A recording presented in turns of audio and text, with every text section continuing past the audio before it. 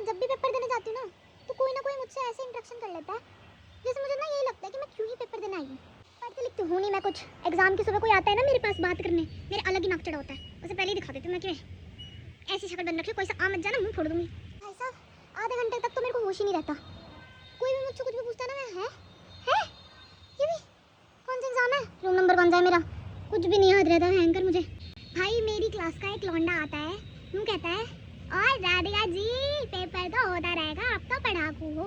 पढ़ाकू तुम्हें मैं किस एंगल से, नहीं मेरी ये साइड भी कौन सी एंगल से तुम्हें मैं पढ़ाकू लग रही हूँ? नहीं आज तो मुझे बता दो, मेरे खुद के घर वालों को मैं पढ़ाकू नहीं लगती। और अगला इंसान वो जो लौंडा है वो मुझसे अलग ही, भाई पता नहीं आउट ऑफ नोवेयर अगला इंसान मुझसे बात कर रहा है कि आप घर कैसे जाती हैं। भैया जी मुझे ना स्कूटी चलानी आती है ना मेरे पे बाइक है, तो मैं बस से ही जाऊँगी ना। फिर उसके बाद मैंने उस लौंडे से पूछ ही लिया कि भैया जी आपको काम क्या है। कुछ नहीं बस हम सेम क्लास में बैठे हैं। मुझे तो अपनी क्लास पता नहीं है, इसे पता चल गया कि मैं इसके साथ सेम क्लास में बैठी हूँ।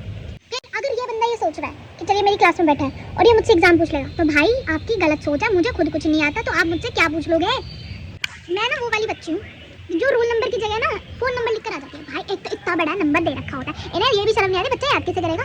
तुमने तो दे दिया, तुम्हें दो यार रख दो, और एडमिट कार्ड भी तुम लेकर आओ। अरे भाई कंपलसरी थोड़ी है, आई कार्ड भी लेकर आओ, एडमिट कार्ड भी लेकर आओ। तुम्हारी शक्ल रोज भाई इसी कॉलेज में आती हूँ मैं, इसी शक्ल को याद रखो तुम। जैसे हमने वो जो देते हैं ना वो शीट सी जिसमें भरना होता है, भर दिया।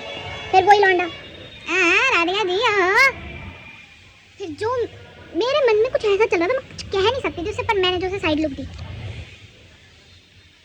उस बेचारे ने उसके बाद कुछ कहा नहीं मुझसे। उसके बाद मैंने जो पेपर की रेड मारी है ना वो मुझे ही पता है। फिर मुझे समझ आ गया कि हाँ अब इस पेपर को मुझे दोबारा लिखने तो आना ही पड़ेगा, चाहे कुछ हो जाए, चाहे बंदा इधर का उधर हो जाए।